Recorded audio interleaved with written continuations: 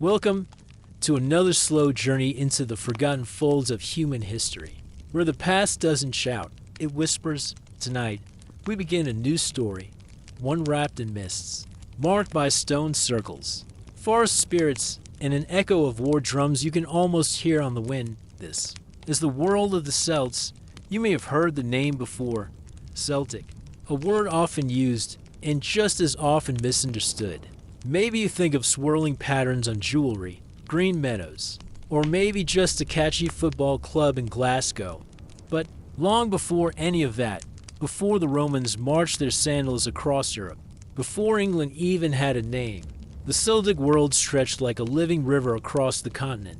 They were not a single people, not a unified kingdom, not a singular nation. The Celts were a culture, a language, and a way of life spread wide from Ireland to Anatolia. Warriors, poets, druids, and farmers. Tribes with strange gods, powerful women, and stories etched into stone and memory. Tonight, in this first episode of a new historical series, we will step quietly into that world. But first, take a moment to settle in, loosen your thoughts. Like a cloak falling from your shoulders, let the light dim. Let the world around you become soft and far away. This is not a story to rush. The Celts did not build empires of marble and map lines. They carved their legacy into the earth, into the trees, into the songs whispered by Firelight. So breathe slowly. Let the mossy silence of ancient forests surround you. We will begin with the land itself, the wild, untamed world that shaped Celtic life. The rivers, the mountains, the sacred groves. We'll meet the first known Celtic-speaking peoples, trace their rise from shadowy prehistory, and feel how their beliefs lived inside every stone and stormed out. This is episode 1 of the Celtic World, a new series by the Sleepless historian, where we will gently unfold the saga of this resilient and mysterious culture over many episodes to come. No battles tonight, just roots, rain, and quiet origin. Now, close your eyes if you wish. The story begins not with kings, but with soil and sky. We begin right away with two paired scenes of triumphs and defeat that define the sweep of Celtic history. Let's start with a pair of ancient scenes, beginning with the triumphant one. It's 390 BC. The ferocious Gaulish tribesmen of northern Italy have defeated the Roman army just outside the city of Rome. As the Gauls enter the city, they come upon the elderly Roman patricians sitting stoically unmoving on their ivory chairs outside their houses, bravely awaiting their fate. At first, the Gauls think they are statues of gods, but once they realize that they are only men, they savagely slaughter them all. The Gauls have humbled the most powerful city in Italy, the future seat of a world empire. Now the scene of Celtic defeat. It's 46 BC, shortly after Julius Caesar has brought Gaul, which is now France, under Roman control. After uniting the tribes of Gaul against Caesar, the great Gaulish rebel leader Vercingetorix has made a last, unsuccessful stand against the power of Rome. After 5 years of captivity, at the moment of Caesar's choosing, Vercingetorix is led off to Rome to be exhibited in a triumphal parade and then ritually strangled. The Gaulish threat to Rome is ended once and for all. Now let's fast forward many centuries in time and transport ourselves from the heart of the continent of Europe to its very periphery, the island of Ireland. This time we will start with a scene of Celtic defeat. It is April 1603. Hugh O'Neill is the leader of the most dangerous rebellion against English rule in Ireland since the arrival of the first English colonists in the 12th century. But after losing a key battle in the south of Ireland, he has been hiding out on his northern estates. He knows Queen Elizabeth I is close to death, but he would prefer to wait and make peace with her successor, the future James I, who he thinks will give him a better deal. Finally, O'Neill cannot hold out any longer, and he submits. Only afterwards does he discover that he has been tricked by the English Lord Deputy Mountjoy who has concealed news of the Queen's death until after O'Neill has made his submission. The English government slowly undermines his traditional rights as an Irish chieftain, until, 4 years later, he feels driven to go into exile alongside several other Irish lords. This so-called Flight of the Earls marks the effective end of native rule in Ireland and the beginning of a long period of repression and marginalization for the native Irish, during which time the Irish language declines, along with many other aspects of traditional Irish culture. Now the scene of triumph. It is May 2011. A different Queen Elizabeth is on a state visit to the Republic of Ireland. She visits the graves of Irish patriots who had rebelled against British rule and leaves a floral tribute.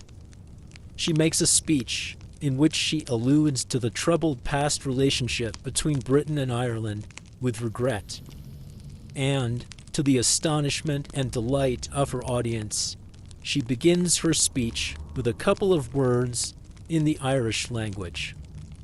So, we have two encounters between Celtic peoples and their much more powerful adversaries. The first began in triumph and ended in defeat, while the second began in defeat and ended in reconciliation. Though, of course, the story continues. These encounters will form a large part of this course on the Celtic World. We will learn about the fascinating story of the ancient Celts who roamed across Europe and terrified the Romans and the Greeks, but who also created one of the most captivating art styles the world has ever seen. We will also tell the story of the Celtic Fringe, a region on the extreme edge of Western Europe, where the people created and preserved traditions in art, music, and literature that influence modern culture around the world. These Celtic areas have been defined in various ways over time, but to give them their most expansive definition, they include the whole of the island of Ireland and the western parts of Britain, especially Scotland, Wales, and Cornwall in the southwest, and also including the Isle of Man in the Irish Sea between Ireland and Britain. But the Celtic realms also include Brittany in western France, and by some definitions they include the northwestern parts of Spain, especially Galicia. So we've got two stories to tell: the story that takes place in the heart of Europe, and the story that takes place on the periphery of Europe.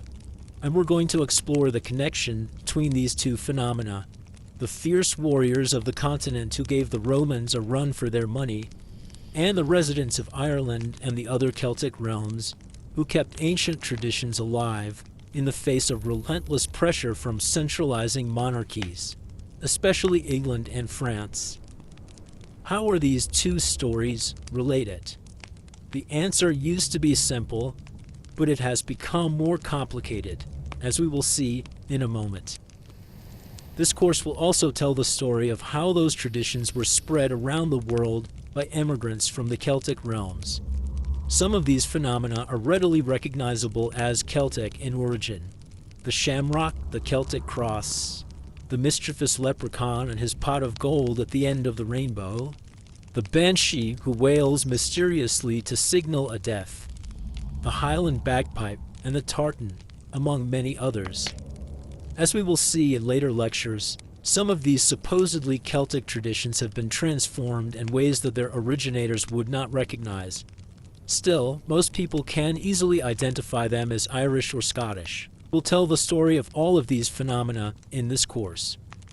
But some elements of Celtic tradition and vocabulary have been incorporated into modern Western cultures so thoroughly that many people are not even aware of the Celtic origins of certain words and customs.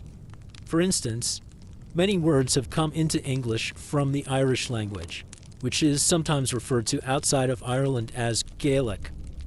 Here are just a few that most people don't even recognize as having an Irish origin. When you call someone a phony, you are using an Irish word. When you smash something into smithereens, you are also using an Irish word. When you carve a jack-o'-lantern on Halloween and put a candle in it, you are also following an ancient Irish custom, though the Irish originally used turnips, not pumpkins. So the Celtic phenomenon is woven into our lives, and it's a fascinating story. In order to tell it, this course is going to cover nearly 3,000 years of history, and it will range from almost every part of Europe to Britain and Ireland to the New World and beyond, because the Celts have become a worldwide phenomenon. The art and music and literature of the Celts have never been more popular. For many people, Celtic culture really means Irish culture. Irish culture has of course been spread around the globe by the Irish diaspora, the many millions of people who trace their descent to the island of Ireland. But many of the people who find themselves fascinated by Irish culture cannot in fact claim any actual Irish heritage. They just like Irish music and dancing. Think of the enormous success of the Irish dancing show Riverdance, or the popularity of singers such as Enya, who draw on traditional Irish dance steps and musical traditions respectively. Irish writers have also made a huge impact on the world. No fewer than 4 Irish authors have won Nobel Prizes for literature, a remarkable achievement considering that the entire population of Ireland is only about 7 million, less than 1% of the population of Europe. Celtic art styles have also become popular around the world.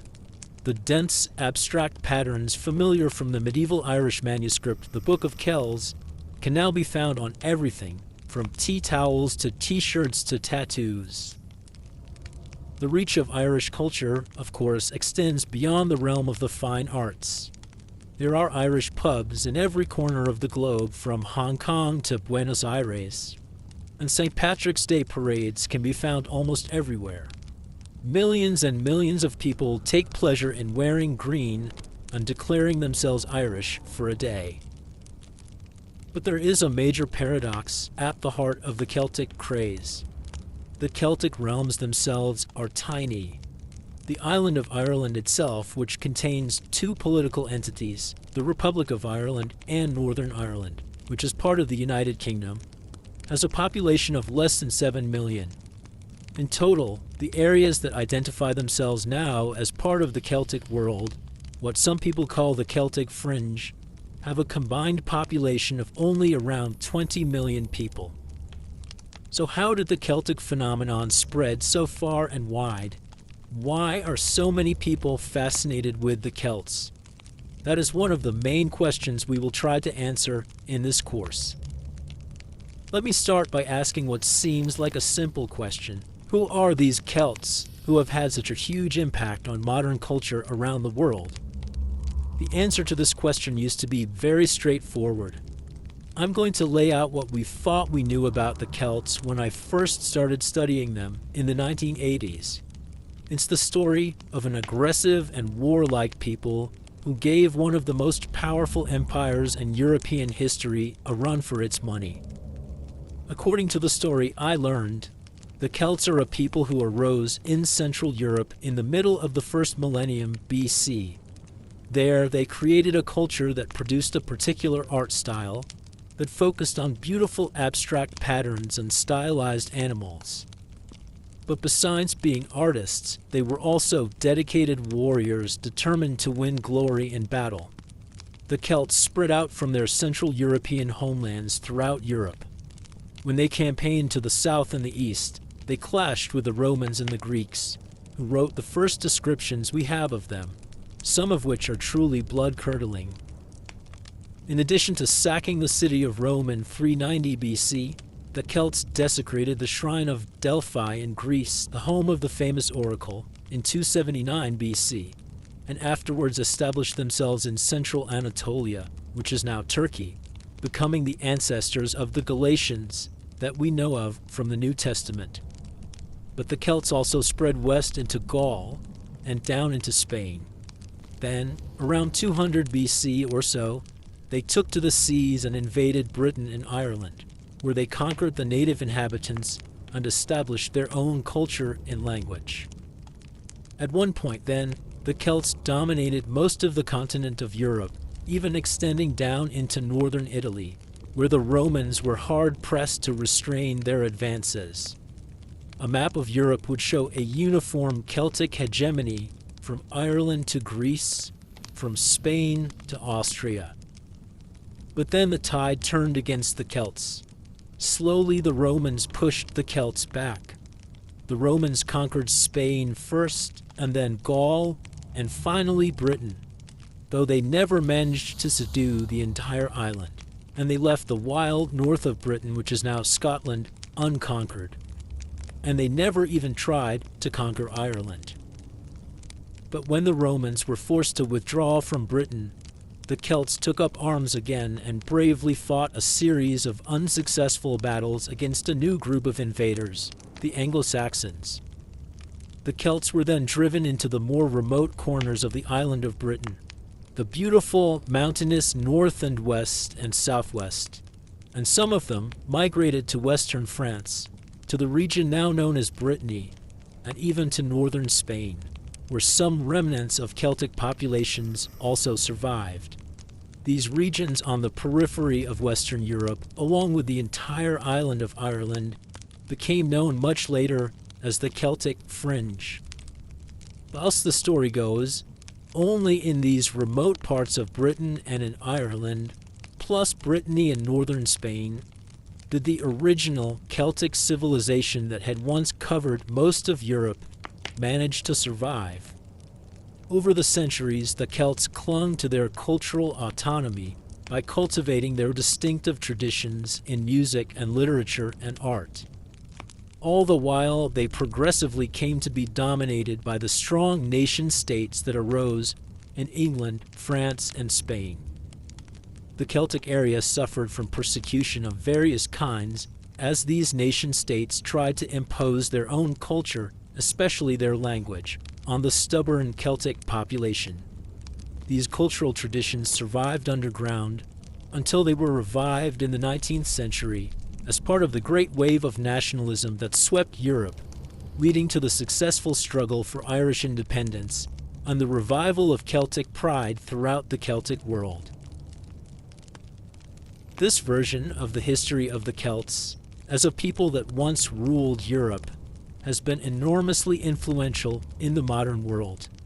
It is very much the story that I was taught when I first learned about the Celts.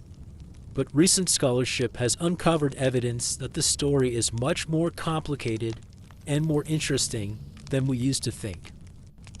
For one thing, it is becoming clearer and clearer that the definition of Celtic is much harder to pin down than scholars have traditionally believed. The Celts have usually been identified by several key traits, primarily their language, their art, and their social and military customs. We read about them in the works written about the Celts by Greek and Roman authors. The idea has been that the Celts came with a kind of Celtic cultural package. All Celts spoke Celtic languages, produced Celtic art, and did stereotypically Celtic things, like, for instance, collecting and revering severed human heads. We will talk about that a lot in a later lecture. The idea was that a Celt was a Celt, wherever you might encounter him or her in the far-flung Celtic world. As I said before, today we associate the Celts primarily with Ireland and the British Isles, because that is where the Celtic languages survived the longest. And one of the most important aspects of this Celtic hypothesis is the notion that the residents of the British Isles and Ireland can be identified with the residents of the European continent who battled against the Romans and Greeks. If the Irish and the Welsh are really just the cousins of the Gauls who confronted Julius Caesar, then we are looking at one unified story, of which the Irish and British chapter is just one part. If the Celtic hypothesis is true, then the Irish and the Welsh and the other residents of the Celtic fringe regions can consider themselves part of a story that dates all the way back to the origins of the Celts in Central Europe. The Celts who sacked Rome would be their ancestors. The trouble is, modern scholarship is causing the Celtic hypothesis to unravel. It turns out that the peoples of Ireland and Britain may have had no ethnic connection to the peoples on the continent of Europe. scholars no longer believe that there was one unified Celtic culture spread by a specific group of people who shared a common genetic descent. Instead, it looks as though the traits we associate with the Celts today, such as their language and their art, may have spread around Europe to various peoples who had no genetic connection to each other. And these characteristics may not have started out in the same place. The art we think of as Celtic may have developed in one part of Europe, while the language we think of as Celtic may have developed in another part of Europe. It is no longer necessarily the case that we can pin one specific set of cultural features to one specific group of people. This new scholarly approach to the Celts flies in the face of centuries of settled beliefs about where the Celts came from and how they spread. Now, something is definitely lost if we abandon the old model. The earlier idea has Celts on the move, conquering Europe, and then surviving against all odds in Ireland and the fringes of Britain. This makes the Celts look extremely powerful, and it gives them a kind of romantic status as the last remnants of a lost civilization.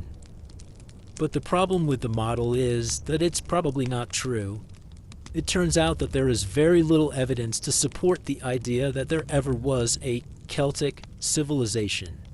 If you asked people from different parts of the so-called Celtic world in, say, 200 BC, whether they were Celts, they wouldn't have known what you were talking about. People in Ireland would have had no notion of being part of a unified civilization that extended all the way to the Galatians in Turkey. Now, I know it is somewhat surprising at the start of a course about the Celts to attack the very idea that you can identify the Celts as a unified people. But rest assured, the Celtic phenomenon is even more interesting than the old model would suggest. And we are left with three really fascinating questions that we will try to answer in this course. The first question is, what happened among the disparate peoples who have been identified as Celtic to make them adopt the cultural traits that we associate now with Celticness? In other words, how do cultural identities form in the first place? The second question is, if the Celts were not a unified people, how did this idea of the Celts as a single people arise in the first place? We're going to spend some time in this course telling the story of how the Celts were, in a sense, invented by scholars beginning in the 16th century. At that time, scholars decided that the Celts they were familiar with from Caesar's wars against the Gauls must have been related to the people they were familiar with now in contemporary Ireland, Wales, and Scotland, and the connection stuck. So we're going to learn about how an idea was born, and then how it started to come under stress, based on new scholarly work in the late 20th century and beyond. The third question, though, is going to be just as interesting to us, and that is why the culture that came to be associated with the Celts has been so successful around the world. What is it about the music and art and literature of the Celtic realms that has captured the imagination of so many people, even those who have no claim to Celtic ancestry? Is there something that we can identify as a Celtic approach to art, even to life, that speaks to people today? So if we're no longer sure that there is a strong connection between the Celts of the European continent and the inhabitants of the British Isles and Ireland, does that mean that we are going to define the Celts narrowly in this course? By no means. This course will use the most expansive possible definition of the Celtic world. We will tell two interlocking stories. The first story is the story of what actually happened in the areas we now think of as Celtic in some fashion as we currently understand it. The second story, which is equally fascinating, is the story of how the legend of the Celts developed over time and influenced the politics and society of the Celtic realms in particular, but also of the whole world. To tell these two stories, we will need to discuss several kinds of evidence. Scholars like to talk in terms of evidence, which is simply the material they use to create a picture of what happened in the past. The Celtic story draws on many different academic disciplines or approaches to knowledge. And in many ways, the story of the Celts also allows us to tell a fascinating story of how these disciplines developed. Just want to say a few words as we get started about these different disciplines and where they enter the story of the Celts. We'll have much more to say about all of them in future lectures. So let me say something about these various approaches to knowledge that are going to help us understand the Celtic phenomenon. And I'm going to discuss them roughly in the order in which they developed as distinct methods for approaching a study of the past. Each of them has its own strengths, but also important limitations that we need to be aware of so that we can interpret the evidence in the best possible way. I'm going to start with history, which is my own discipline. The most important method used by historians is the analysis of written texts. We actually have lots of texts written about the ancient Celts, as we'll see in a future lecture, and we can learn a lot about them from the works written by the ancient Romans and Greeks who encountered them. Starting from about the 6th century, the residents of the Celtic fringe themselves wrote an enormous amount of material that we can read and analyze, though some of it is very obscure and difficult to understand. But we have lots and lots of written evidence that we can use to learn about the Celts, using traditional methods of textual analysis. Of course, these methods of analysis are very old. Historians have been analyzing written text for over 2,000 years. But we'll see that the ways in which we analyze texts can change over time. History is a discipline that is always renewing itself. Of course, textual analysis has many drawbacks as well as advantages. We are limited by what remains. There are many things we'd like to know about the past, but if nobody chose to write them down, or if texts that recorded this information were lost, we are out of luck. We are also at the mercy of the biases of those who wrote the texts that do survive. These authors were not necessarily trying to enlighten us on the points about which we have questions. In some cases, we can tell that authors are distorting the past for their own purposes. In other cases, we probably don't even realize this, we're being fooled. But we must proceed bravely anyway. Another discipline that is absolutely essential to understanding the Celts is historical linguistics. This is the study of how languages are related to each other and how they change over time. Languages can be related to each other almost the way members of a family are related to each other, or like branches of a tree.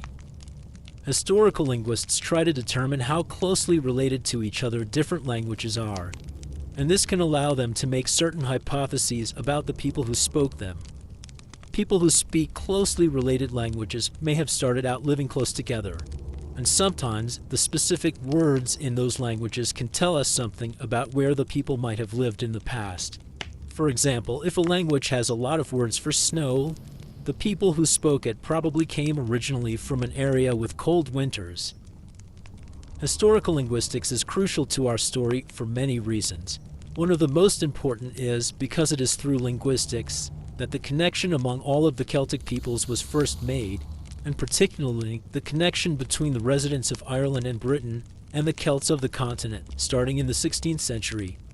It turned out that the languages spoken in Ireland and Britain were related to the language spoken in Gaul in the time of Julius Caesar. We will have much more to say about this connection later. So it was really historical linguistics that helped create the idea of the Celts as a unified phenomenon in the first place.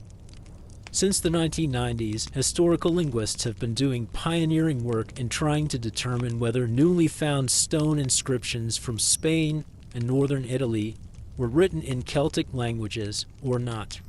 So the work of linguists is crucial to the question of determining who is and is not a Celt, a question to which we will return many times in this course. Linguistics can also tell us some very important things about historical developments. For example, if we understand how the Celtic languages changed over time, we can often tell when a particular important event took place, because of how that event is recorded in the Celtic languages. An important example is the Christianization of Ireland. We know that Ireland started to be Christianized in the 4th century, because we know that certain words about Christianity that were borrowed from Latin into Old Irish would look one way if they were borrowed in the 4th century and another way if they were borrowed in the 6th century, due to the way the language had changed in the meantime. I'll explain how we can know this later, but for now, just keep in mind that the study of the Celtic languages will play a very important role in this story. Finally, of course, historical linguistics is vital, because we need a thorough understanding of the Celtic languages themselves if we are to understand the texts that were written by the people we're trying to study. Here is where the techniques of textual analysis and linguistic analysis intersect. Historians and linguists have to work hand in hand, particularly when studying the Celts. As I said, historical linguistics has been part of the effort to understand the Celts since the 16th century, and as the discipline of linguistics as a whole has advanced, new insights about the Celtic languages are continually coming to light. So like history, linguistics is a relatively old discipline that is still producing new information. Of course, linguistics, like textual analysis, has its own drawbacks.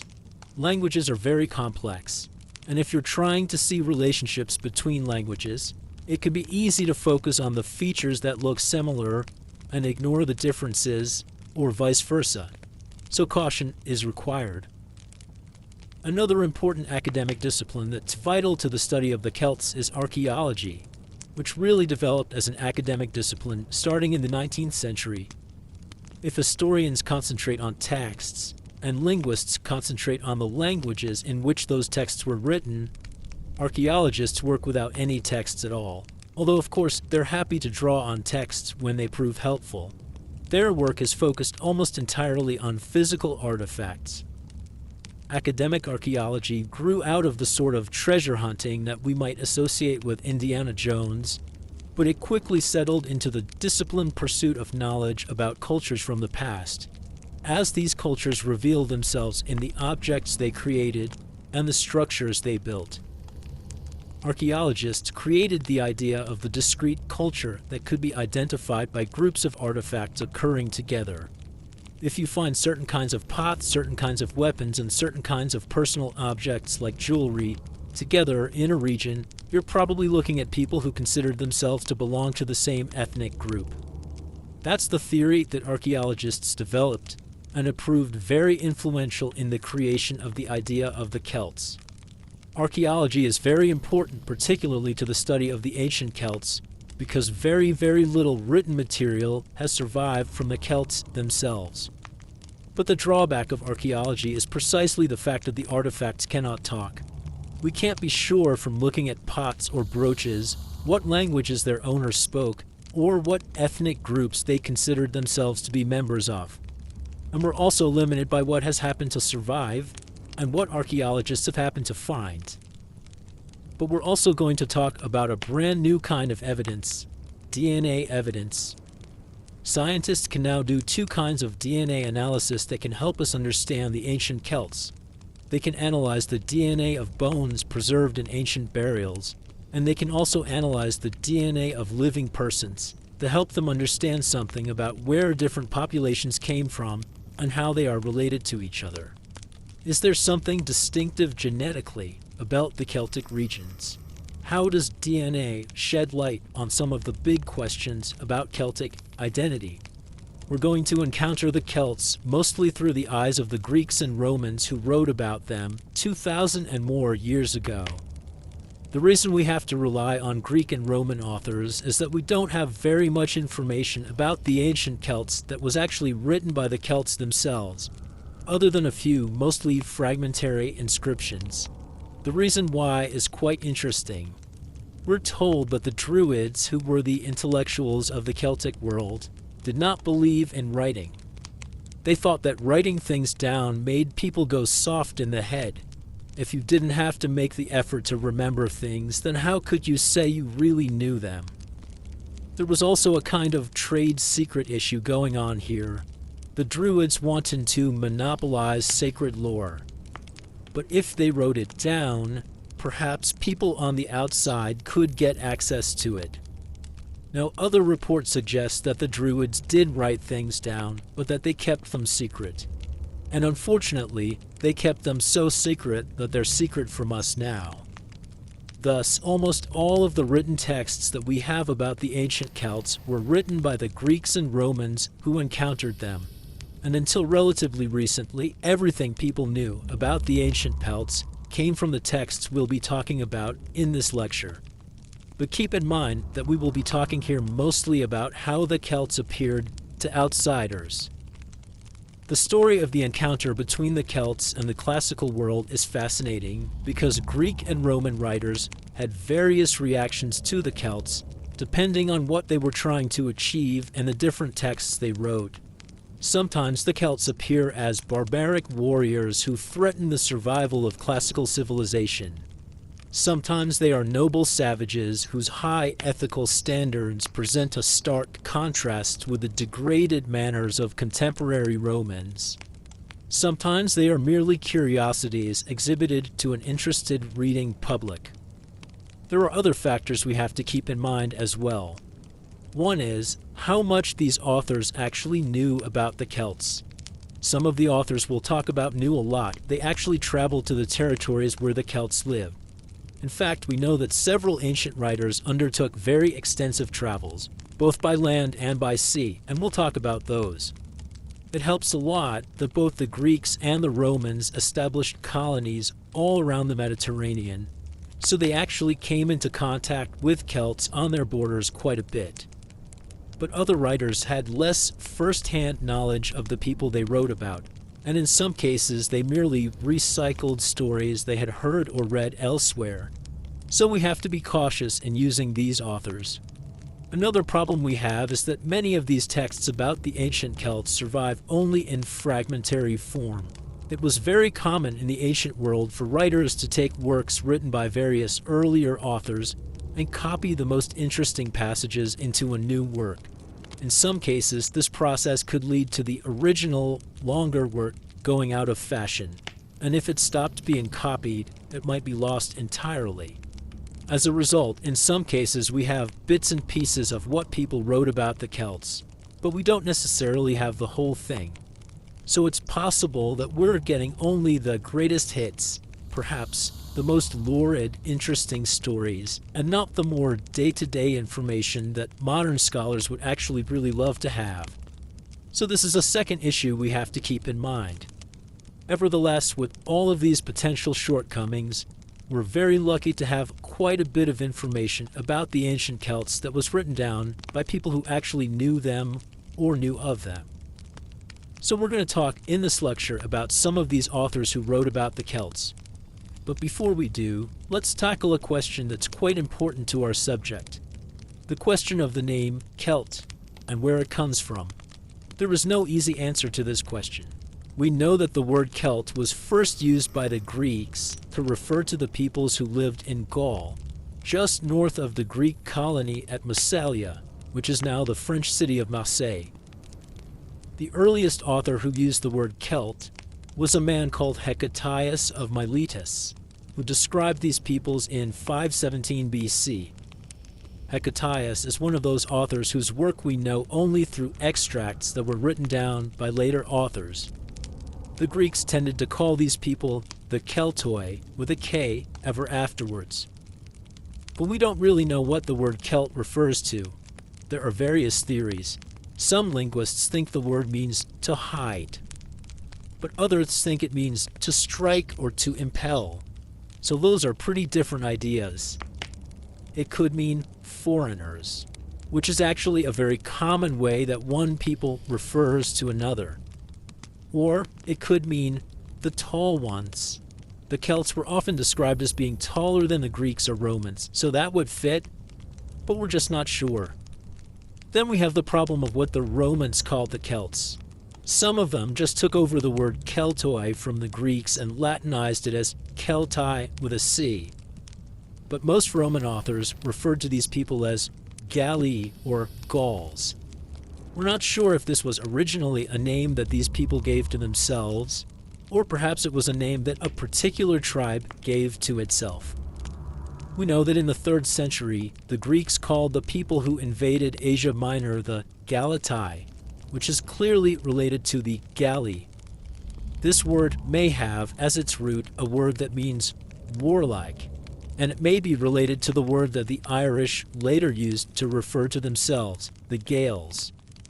So we have these two different terms for the people that we're talking about, the Celts and the Gauls, and for now, we're not going to be able to choose between them or to explain their origins very precisely. So let's just use the terms fairly interchangeably and not worry too much about it.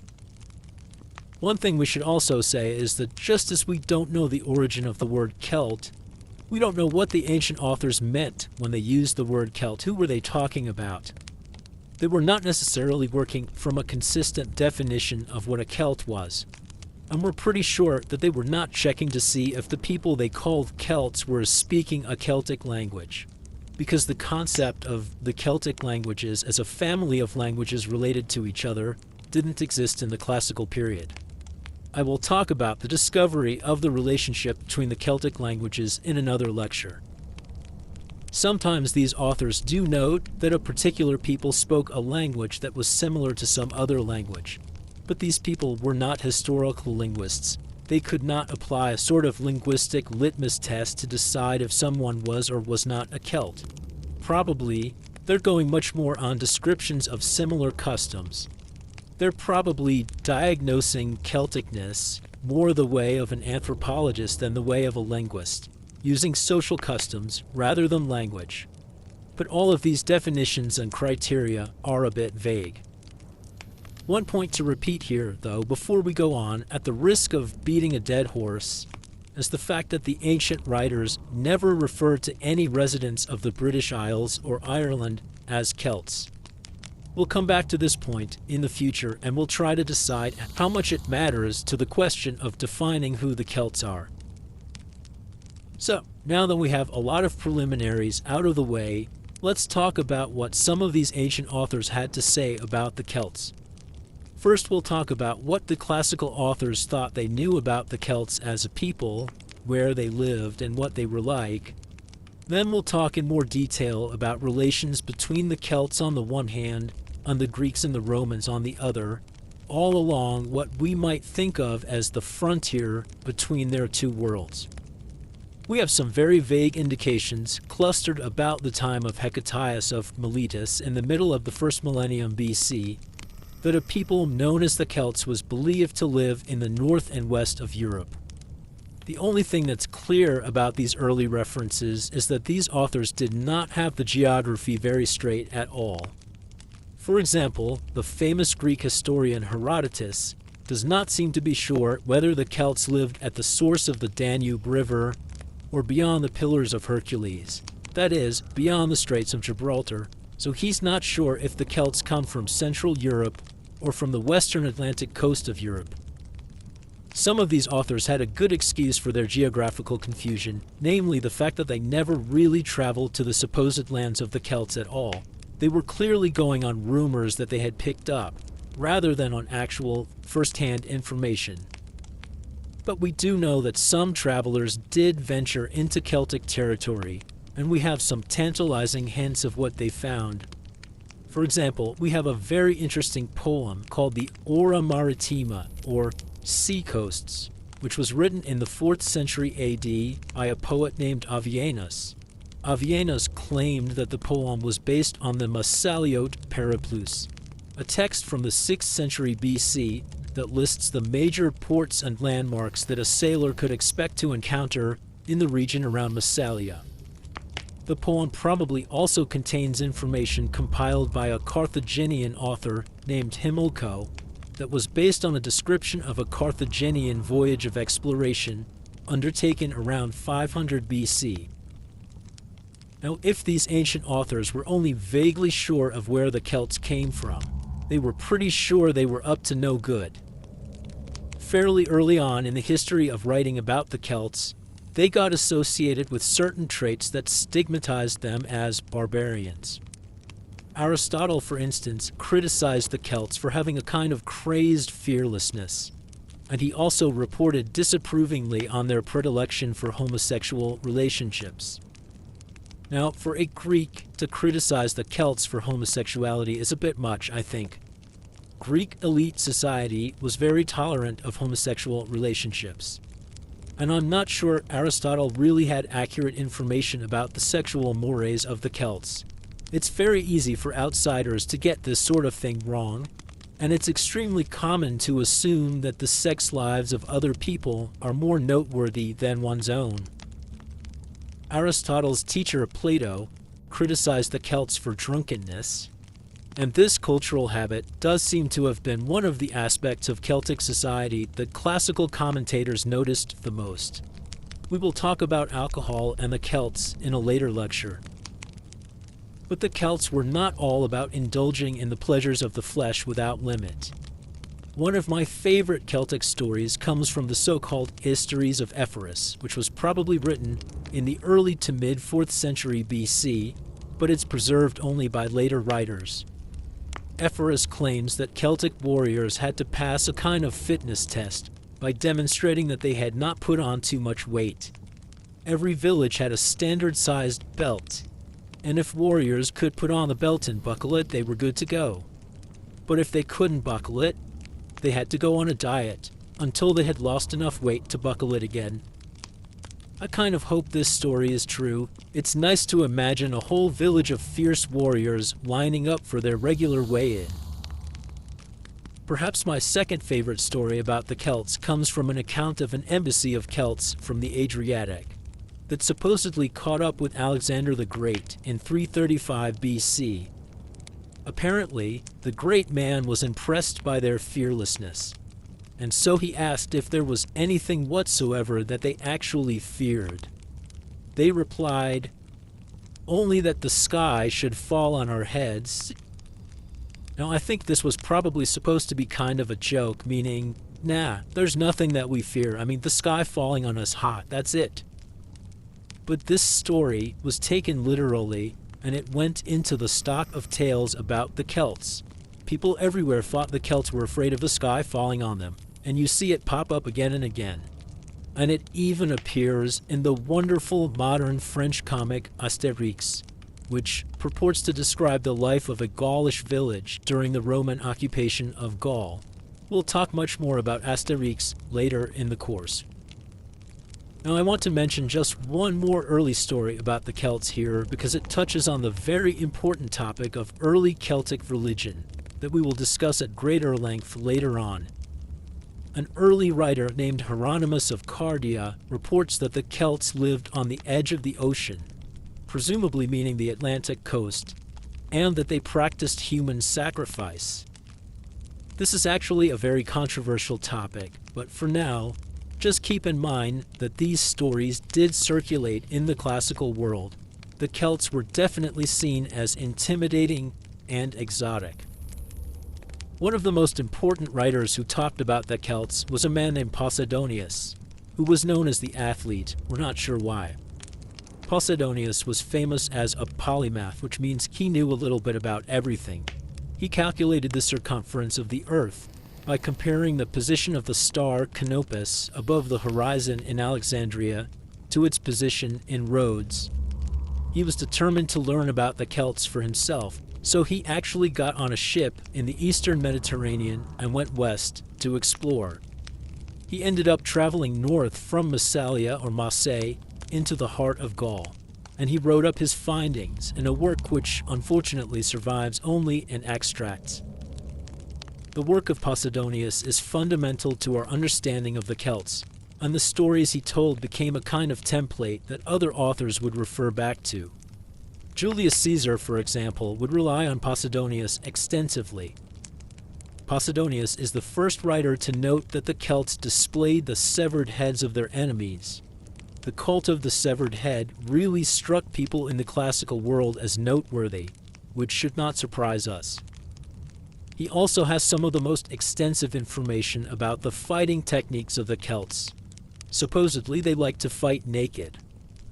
Caesar notes that they also treated their hair with a kind of paste made of lime to make it stand up on end, which made them look quite intimidating to their opponents. They also played loud war trumpets, and they were given to challenging their enemies to single combat. This warrior's challenge was not confined to the battlefield.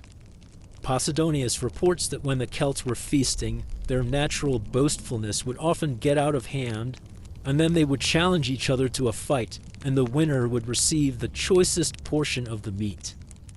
The competition for the so-called hero's portion was another aspect of Celtic society that really captured the imaginations of classical readers. These feasts were also said to be characterized by the presence of bards, who recited a lot of poetry in praise of their chieftains. One last favorite story about the Celts that probably comes from Posidonius's lost text. The Celts are described as tall and blonde, and it is noted that their children have gray hair when they are young, which then gets darker. I think this is a reference to the well-known phenomenon among light-skinned people where children's hair can be very blonde when they're little and then turns brown. I myself, though now a deep brunette, used to be flaxen blonde. It's interesting to think about these Greeks and Romans, who perhaps had a more typically Mediterranean complexion, coming across these very fair-skinned, fair-haired Celts and imagining that their hair traveled a kind of reverse path from gray hair in childhood to dark hair in adulthood. So now that we've gotten some information out there about some of the general characteristics that the classical authors attributed to the Celts, let's talk a little about their encounter with the classical world. In this lecture, we're going to talk about 3 regions where the Celts met up with their classical counterparts. First Italy, then Greece, then Spain.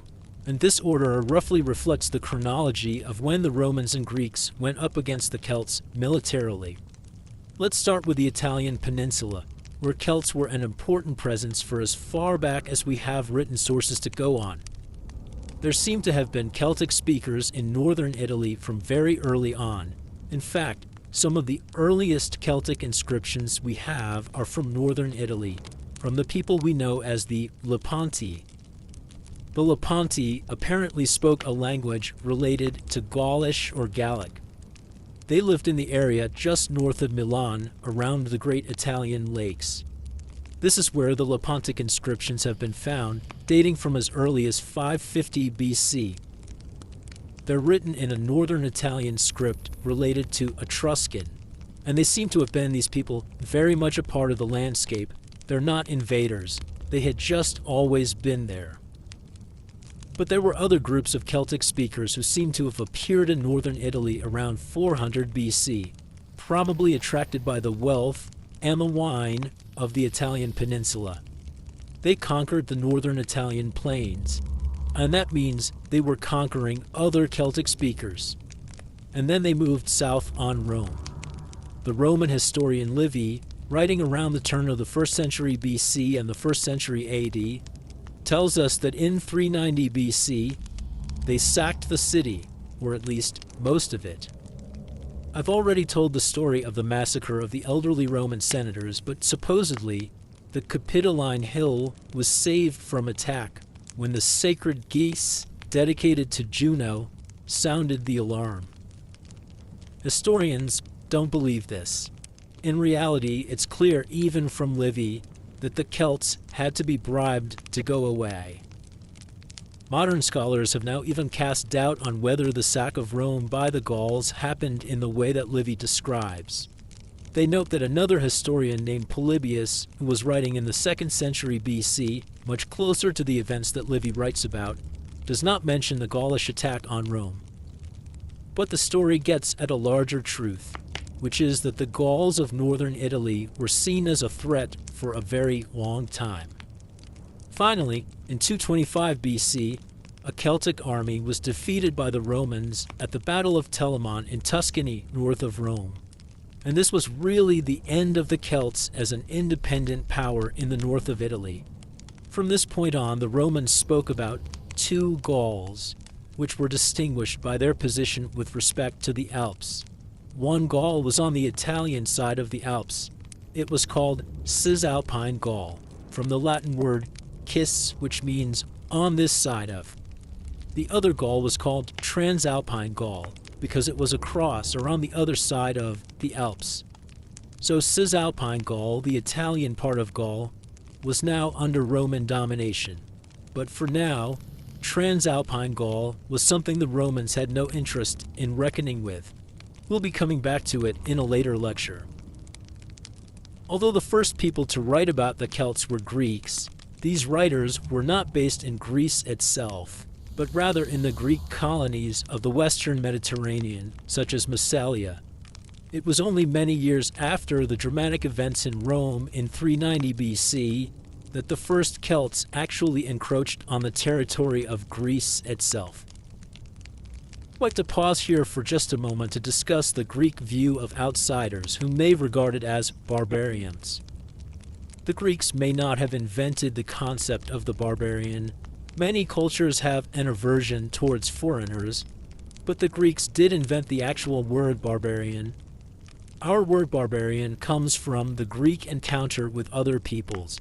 The Greeks thought that non-Greek speech sounded like bar, bar, bar. So they named a person who spoke a language other than Greek a barbaros. Then the Romans adopted the word, though to them it was someone who spoke anything other than Greek or Latin. So what happened between the Celts and the Greeks? In the early 3rd century BC, large groups of barbarians swept into Greece from the north. They were taking advantage of the collapse of the empire of Alexander the Great, who had died in 323 BC. In 281 BC, a group of people known to the Greeks as the Galatai, and later as the Galatians, defeated the Macedonian king Ptolemy. They then split into two main groups. One group, under a leader named Brennus, headed south in 279 BC towards the temple at Delphi, which was a tempting target because it basically functioned as a big bank. Apparently, the Greek gods, especially Pan, intervened to foil the attack by inducing panic among the invaders, who then retreated in great disorder. And their leader Brennus, in shame, committed suicide. According to one report, he took his own life by drinking undiluted wine. The Greeks had had a lucky escape, but they were very glad to see the back of these people.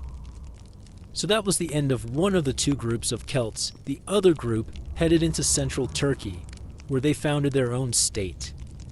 Let's spend just a few minutes talking about what happened next, because it's a fascinating side note to the main story of the Celts.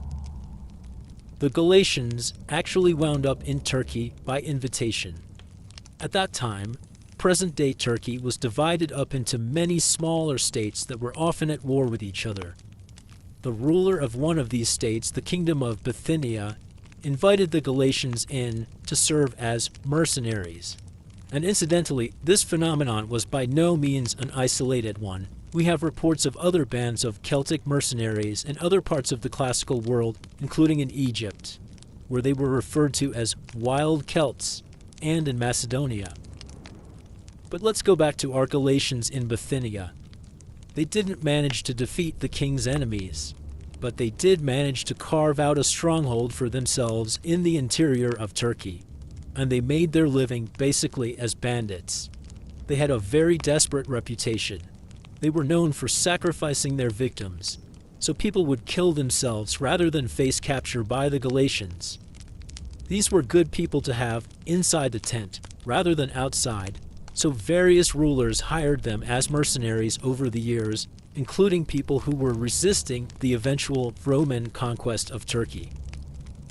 So these were some very fierce warriors, and given the reputation of the Galatians, it's no wonder that when people did manage to defeat the Galatians, they wanted people to know about it.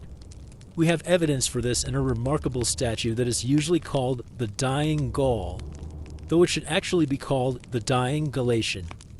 It's a Roman copy of a Hellenistic original from the 3rd century BC. It was probably commissioned by the king of Pergamon to commemorate his victory over the Galatians. The dying Galatian has a torque around his neck, which is a characteristic kind of necklace made of twisted wire, and I'll talk more about torques in my lecture on Celtic art and artifacts. The Galatian warrior is also displayed completely naked, which matches the description that Julius Caesar inherited from Posidonius. Now, not everyone was impressed by the Celtic preference for going into battle unclothed. Dionysius of Halicarnassus, who lived at the time of Caesar, was rather dismissive. Our enemies fight naked. What injury could their long hair, their fierce looks, their clashing arms do us? These are mere symbols of barbarian boastfulness.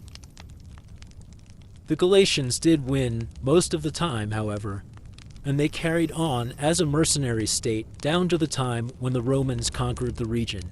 In fact, the Galatians backed the Romans against their main opponent, the Kingdom of Pontus. As a reward, the Romans allowed the Galatians to maintain their autonomy as a kind of micro-kingdom within Roman-ruled Anatolia. Of course, one group of Galatians eventually came to see a different path and converted to Christianity. These are the Galatians to whom the Apostle Paul directed one of his famous epistles. The Galatians were eventually absorbed into the larger Greco-Roman world, but the Galatian language, which was related to Gaulish, survived for hundreds of years thereafter. So for many centuries, there was this Celtic language being spoken in central Turkey. And it just shows the truth can be stranger than fiction. So now we've covered the Celtic encounter with Italy and Greece, and we've ended up all the way in central Turkey. Let's finish by returning to the other end of the Mediterranean, to the Iberian Peninsula. The story of the Celts in Spain is a very complicated subject.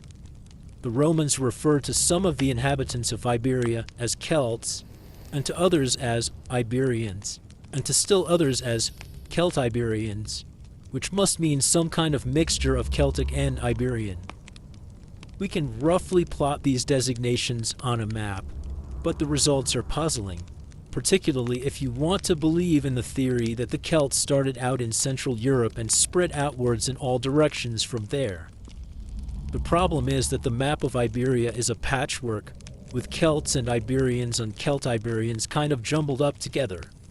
But you definitely have a bunch of Iberians in the east of the peninsula, and their language is not Celtic. And we're not even completely sure which of these peoples are Celts. Some scholars are now arguing that the Tortesian language that we see in inscriptions that have come to light since the 1990s in the southwest of Iberia actually represents an even earlier form of the Celtic language than the Low-Pontic language found in northern Italy. We do know that one of the languages spoken in northwestern Spain, called Galician, was definitely Celtic. The Galician language is one of the big problems with the theory that Celtic started in Central Europe and spread outwards. If so, how did it get past the Iberians in eastern Spain to get to the northwestern part of the peninsula? Scholars are still fighting this one out. Another curious fact is that the art style associated with the Celts of Central Europe barely made it to Iberia. So here you have people speaking a Celtic language, but not producing Celtic art. The Iberian evidence is one of our best indications that maybe all of the pieces of the old Celtic hypothesis do not fit together as neatly as we used to think. I just want to mention one very odd habit that the Celt-Iberians indulged in. They liked to rinse their teeth with urine. It turns out that urea is actually so good at cleaning teeth that some special dental health chewing gums today include it as an ingredient. Presumably, it's cleverly disguised with some long Latinate name that nobody can recognize. Anyway, the various Celtic groups in Spain, among others, gave the Romans a terrible time. It took well into the 1st century BC before they were entirely subdued. So what did the classical world make of the Celts? They certainly feared them, but they did not necessarily regard them as a monolithic threat. They understood the Celts for what they were, a group of tribes living in various widely separated locations, who rarely, if ever, cooperated effectively with one another. They tended to write about the Celts mostly as military opponents or as barbarian curiosities. Next time we'll see what we learn about the Celts by using the techniques of archaeology. We'll see that a somewhat different picture of the Celts emerges. Some aspects of the picture painted by the classical authors are confirmed, but the art and artifacts of the Celts demonstrate that they were much more sophisticated than classical commentators were prepared to admit. We will look not at written texts, but at material objects. We'll see what archaeology can tell us about the Celts, and we'll see that the story is richer, but also much more complicated than scholars used to think. One of the key things we need to think about in this lecture is the relationship between the written texts that we talked about in the last lecture and the physical artifacts we'll be talking about in this lecture. Ideally, texts and objects will work together to tell a more complete story than either kind of evidence would do all by itself. Many times, in fact, this is just what happens. But we always have to be somewhat cautious, because sometimes written texts can be so suggestive that scholars interpret material objects in light of those texts, and not in their own terms. That has happened more than once in the history of archaeology. It's important not to start reasoning in a circle. But with that very general caution in mind, we can proceed. We need to start by saying a few very basic things about archaeology. Archaeology has changed a lot in the past half-century or so, but a lot of the earlier models that archaeology started out with have lingered in the popular understanding and even in the work of scholars from other fields. Let me lay out some older archaeological thinking, and then I'll explain how it has changed. These changes have had a revolutionary impact on our understanding of the Celts. Archaeologists have a tradition of identifying what they call cultures. What they really mean by this is material cultures, that is, groups of artifacts, because that is all that archaeologists can know about for certain. They infer all sorts of other things about social practices and beliefs, but all they really have are the actual artifacts they discover.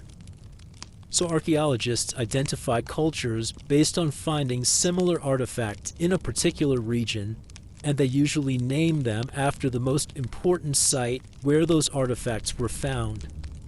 The implicit idea is that this site is a kind of epicenter of a particular group of people that share a common identity expressed in this material culture. Of course, there's the obvious danger that we might be considering a site to be more important than it actually was just because we've happened to find it. Perhaps other, more consequential sites have simply not come to light.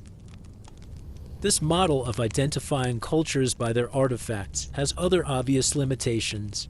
Artifacts cannot tell us what language people spoke. They can't tell us how the people who used the artifacts thought about themselves or what they called themselves. And artifacts also don't come in neat packages. It used to be thought that cultures came in neatly packaged bundles of artifacts. People who used this kind of pot also wore this kind of brooch and fought with this kind of sword. Nowadays, archaeologists realize that there are actually very complicated distribution maps for different kinds of artifacts. Different kinds of pots or brooches or weapons can overlap with each other on a map. People don't choose their pots specifically to stake a claim to their own ethnic identity. People make decisions about what objects they will use and what they will wear on the micro level. And all you get is a broad picture of what sorts of objects were popular in which times and places. That's a lot of caveats, but it's important to set out some of these basic assumptions before we start talking about the artifacts themselves. First, let's ask a basic question. Why does all of this matter with regard to the Celts? It matters because the older model of archaeology helped to create the model of the Celts as a distinct ethnic group that spread out from Central Europe and took over large sections of the European continent. Archaeologists in the 19th century discovered artifacts that they associated with the classical texts about the Celts, and they assumed that the people who owned and used these objects were the same people they read about in the classical texts. That model prevailed until the last few decades, and you can still see it in popular books about the Celts and even in textbooks to this very day. I'll talk a bit more about how this archaeological model for the Celts arose towards the end of this course. But in this lecture, I want to focus more on what the archaeologists actually found. We can debate the models that we use to talk about these artifacts, but they are still one of the most important sources we have for understanding the early Celts, and there is no doubt whatsoever that something very interesting was going on in Central Europe during the Iron Age. So let's look at the old model first. The traditional story, in fact, the one that I learned when I studied the Celts as an undergraduate, is that the Celts arose in Central Europe in the middle of the first millennium BC in association with two cultures that appeared one after the other, both named for the sites of important archaeological finds. The first site was at Hallstatt in western Austria, and the second site was at Latten in western Switzerland. So let's talk first about the Hallstatt culture, which flourished from roughly 1200 to 475 BC. As I said, Hallstatt is in western Austria, which is also referred to as Upper Austria. Starting in the early 19th century, about 1,000 graves were excavated at Hallstatt, dating from the early Iron Age. There were thousands of artifacts in these graves, including weapons and imported Mediterranean vessels. Some of these objects had traveled hundreds of miles before being buried at Hallstatt. We are clearly looking at a flourishing system of long-distance trade. Now, were the people buried in these graves Celts? Scholars in the 19th century assumed that they were, but we can't be sure. The Hallstatt culture probably actually covered areas that included both Celtic speakers and non-Celtic speakers. But some scholars have proposed a connection between the Celts and the excellent metalwork found in the graves, since the Celts were famous for being excellent metalsmiths, at least in the classical texts that have come down to us. It's possible that this is a case of circular reasoning, what I warned about. But at any rate, the metalwork is truly spectacular, and it indicates a high level of professional sophistication. And this means that there were people rich enough to pay for all that expertise. And that, in turn, means that we are looking at a highly stratified society with far-flung economic ties around Europe and even beyond. You can see this in another very characteristic feature of this period, the hill fort. There are dozens of these large fortifications across Central Europe, and they're often associated with princely graves. Archaeologists have theorized that the princely graves probably contain the remains of the local strongmen who built and maintained the hill forts, and this seems a reasonable working hypothesis. The hill forts tell us that this society was developing local power centers in which hundreds or even thousands of people could gather. So this was becoming a quite sophisticated society. The princely graves associated with these hill forts are spectacular, of course, and whole museums have been built around them. There is a museum in Aberdeen, Germany, called the Kelten Museum, or the Celtic Museum. In the museum, there was a man about 6 foot 2 inches in height, which would have been an enormous height at the time. This might remind us of the reports in the classical sources that the Celts were very large in stature. He was about age 40, and he was resting on a wheeled couch of bronze, and he was obviously very wealthy because he was buried with a large collection of grave goods. I want to point out 2 objects in particular. He had golden shoes,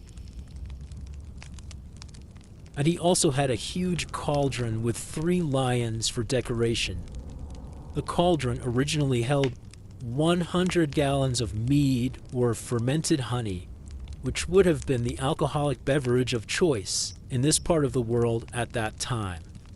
So the afterlife was going to be one long party for this particular prince. What else can we know for sure about this prince? Not very much. There was a substantial village nearby. We can guess that he was probably its chief, but we can't really be sure that he was a Celt because we can't know what language he spoke. At some point around 500 to 450 BC, the Hallstatt culture seems to have been disrupted and the hill forts were largely abandoned. We see new kinds of artifacts coming in, and we don't know exactly why. This could have been due to migrations of peoples or to political troubles within the society itself. So we can't be sure whether the Hallstatt people were replaced by entirely new people or whether we just see the descendants of the same people living in a new way. And again, we don't know just from looking at the artifacts what language the people spoke. But the thing that is most noteworthy about the new culture, which was named after a site called La Tène in Switzerland, where some of its characteristic artifacts were found, is that it produced some spectacular art that has become particularly associated with the Celts, though this poses a lot of problems that we'll talk about in detail later on. Before I talk about the art, I want to make a point about trade. The La Tène people seem to have traded even more with the Mediterranean than the Hallstatt people, so they must have been even more prosperous and well-connected. We can see this from another princely burial, but this time it's a princess rather than a prince. A grave was found at Vix in eastern France from around 500 BC, overlapping with the end of Hallstatt. And in the grave was an enormous Greek wine vessel made of bronze. It held 290 gallons, the largest such vessel ever found. Think about that for a moment. 290 gallons of wine is a lot of wine, and it presupposes a fairly sophisticated social structure since this princess was not going to drink all that wine by herself. This artifact shows the connections of these people with the Mediterranean world. Nearby were the remains of a palace complex. This was obviously an important economic and political center. But these people were not just importing metal objects, they were making plenty of their own. Over 2,500 metal objects were found at the La Tène site, most with some military connection. More than 166 swords were found, most of which were never used, so we're probably looking here at some sort of ritual functions for the swords. Many of the swords were elaborately decorated with the characteristic patterns of this art style. It's a fair bet that a society that produced elaborate ritual swords also used more practically oriented swords a lot. So we're probably looking at a highly militarized society, or at least a society where military matters were associated with the elite. You also see a lot of torques, which are gold neck bands that were worn by both men and women. They were open at the back with two elaborate terminals. You would put on a torque by pulling one terminal forward to make a wider gap and then slip it around your neck. Some of them are beautifully made out of twisted gold wire. The word torque is a reference to the twisting. Many of these torques were so heavy that they could probably only have been worn by a very large man. A lot of classical commentators on the Celts remarked on the torques that they wore, and the famous sculpture of the so-called dying Gaul, which as we saw in a previous lecture was actually a dying Galatian, shows the man wearing a torque. So the archaeology confirms that the written sources were accurate when they reported that the people of Central Europe had a penchant for this rather dramatic style of jewelry. And thus, this mention of the torques brings me to a very important point I want to stress. Although I have been casting doubt on some of the broad generalizations in the old story of the Celts, there are quite a lot of close connections between the written texts and the objects that archaeologists dug out of the ground. It's easy to see why these 19th century scholars connected the dots between the artifacts that they were finding and the people the classical authors described. In fact, in addition to the torques, there are other important artifacts that the sources associate with the Celts. I want to spend some time now talking about one of the most interesting artifacts associated with the Celts. It is a special bronze or copper trumpet called the carnix, which comes from a Gaulish word meaning antler or horn. It's related to the Latin word for horn that gives us our word cornucopia or horn of plenty. The cornix was a very long tube that you played vertically, and it had an animal head at the business end of the trumpet, often a boar's head. One of the most famous examples comes from Tintignac in the Limousin region of France, where pieces of 7 dismantled cornices, that's the plural of cornix, were found in a hoard. Archaeologists figured out from piecing the fragments together that the animal heads actually included large metal sheets in the shape of ears, and these were meant to help amplify the sound of the trumpets. As one scholar put it, they would act like loudspeakers when the trumpet was blown. Another famous cornix is the one found at Deskford in northeast Scotland. It's impressive enough now, with its opening in the shape of a roaring boar. When the trumpet was first found, the boar had a movable wooden tongue. Perhaps the playing of the trumpet actually caused the tongue to move, as if the boar were speaking or roaring or whatever boars do. And the eyes were probably originally made of brightly colored enamel. This would have been a very impressive sight as well as sound. But when were these special trumpets played? The classical sources tell us that the Celts were famous for their battlefield music, which was loud and in your face, and a huge part of that brashness was due to the cornix. Museum specialists have duplicated the cornix with modern materials so that they could test it out. It is, after all, a very long, very cool war trumpet. Why would you not want to know what it sounded like? The reconstructed sound of the cornix is like nothing else on Earth, except perhaps for a vuvuzela, only even louder. Why was the cornix so effective? Keep in mind that pre-modern warfare was largely a game of morale ceremonies, and judging from the places they have been found, they certainly seem to have been associated with high status. Some have been found in princely graves, and others in places with some sort of ritual function, such as a lake where objects of high prestige, like swords, were ritually deposited. So the people who produced the cornix obviously valued it highly. The cornix was found all over Central Europe for a very long period of time, probably from about 300 BC to 300 AD. So it's a very long-lived phenomenon. But it's important to keep in mind that the Celts had no monopoly over this particular form of rather aggressive music. The cornix was used in regions that were never Celtic-speaking as far as we know, such as northern and southeastern Europe. There are even carved depictions of cornix players from India.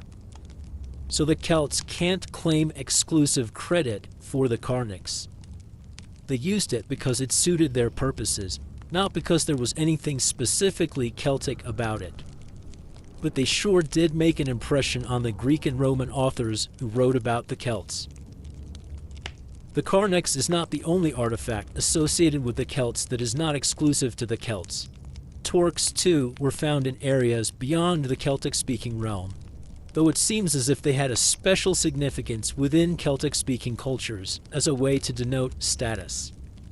So what we see here is not a phenomenon that is exclusively Celtic, but rather one that Celts deployed in a distinctive way.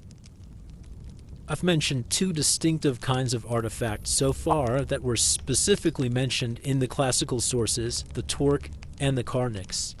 Now I want to say a few words about another kind of artifact that is often associated with the Celts, the decorative helmet. Like the torque and the cornix, a highly decorated helmet was by definition an object associated with the elite. These helmets were found all across Europe, and they were often made in the shape of animals. For example, a helmet found at Tintignac, which is where the large number of cornices were deposited, was made in the shape of a swan. A helmet from Romania had an eagle's head with wings that actually flapped as the warrior moved. Sounds a bit silly, but it was probably meant to impress. There are animal-headed helmets depicted on the famous silver cauldron found at Gundestrup in Denmark, which I'll talk about in more detail later on. Finally, there is the famous horned helmet found in the Thames River at Waterloo Bridge. It has two big, fat, pointy horns sticking out, and delicate patterns were incised into the cap of the helmet. This was not really intended to protect the wearer in battle. It was a form of very conspicuous display. The society that produced these artifacts cared a lot about status, and they articulated that status with beautiful objects that asserted the wealth and power of their owners. Notice that both these decorated helmets and the cornices featured animal heads. In both cases, we're talking about a rather stylized version of the animal in question. Animals play a very important role in Celtic art, so let's talk a little about Celtic art in general. The first thing I should say is that the term Celtic art is a bit inexact, and scholars don't really want to use it anymore, because as we've seen, it's hard to be sure of the ethnic identity of the people who produced it. Instead, art historians prefer to talk about the Latin style, because of its association with the famous finds at Latin. So in this lecture, I'm not going to be as precise as all that. I am just going to say Celtic art and Latin art interchangeably, and trust that we can all appreciate the nuances involved. So when we're talking about Latin style, what does that actually mean? The first thing to say is that this is not a static phenomenon. There are various phases of this art style, and it varies over time and space. But to anybody but an expert, the common elements seem to stand out more than the differences. One of the most important characteristics is the presence of a lot of spirals and curvilinear forms in general. This art is all about the curves, but it is also about dense, repeated patterns that look organic and yet are somehow extremely precise. This art style has lots of vaguely vegetal-looking forms that may or may not represent actual living plants. There is an almost modern emphasis on abstraction, and in fact, this art style has proved very influential in modern art. But when this art does depict figures, they tend to be rather stylized instead of realistic. This art emphasizes the essential elements of figures, rather than attempting to capture them in full, in 3 dimensions, and there is a persistent fascination with animal forms. Though these are often mythic-looking, or at least highly stylized, this is not a naturalistic style at all. This art style was enormously popular. It spread far and wide, including eventually to Britain and parts of Ireland. As we will see when we get to Britain and Ireland in later lectures, archaeologists used to think that the Celts spread out from Central Europe and took over Britain and Ireland, bringing their art with them. But now scholars think that it was the art that traveled, not so much the people. It was kind of like a prehistoric fad, and the fad still has legs today. Many people sport tattoos that harken back to the classic art of the Latin period. One striking aspect of this art, as opposed to classical art styles, is that we find very few depictions of complete human figures. The human body does not seem to have fascinated these artists the way it did the sculptors and painters of ancient Greece and Rome. With one interesting exception, we see a number of representations of severed human heads. Keep in mind that our classical sources do note the importance of the severed head in Celtic society, but modern scholars are increasingly coming to the conclusion that there was no single way in which human heads were treated across all of the Celtic-speaking realms. Again, we will find unity in the Celtic phenomenon if we look for unity, but if we are open to diversity, we'll find that as well. So now that we've talked about this art style in some detail, I want to spend some time on one of the most impressive masterpieces that is traditionally associated with the Celts, and I say traditionally for a reason. This is the famous Gundestrup cauldron. The story of how it was discovered is rather interesting, that were stacked inside.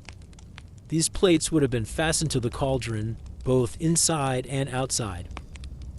The outer plates depict various human-like figures who appear to be gods, since they are engaged in superhuman feats, and since the figures of animals that surround them are much smaller.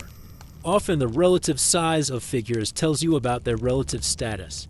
This is an artistic convention that has lasted for thousands of years, apparently. The inner plates depict more complicated scenes of military life and hunting, including the image of the Carnix that I mentioned earlier. The best recent estimate of its age is that it dates to around 150 to 50 BC. The Gundestrup cauldron is magnificent, but it is highly controversial, and the controversy over the cauldron very neatly sums up the contrast between two views of the Celts. The old view of the Celts as a distinct people with a consistent cultural identity, and the new view of the Celts as a more fluid grouping of peoples who were open to lots of influences.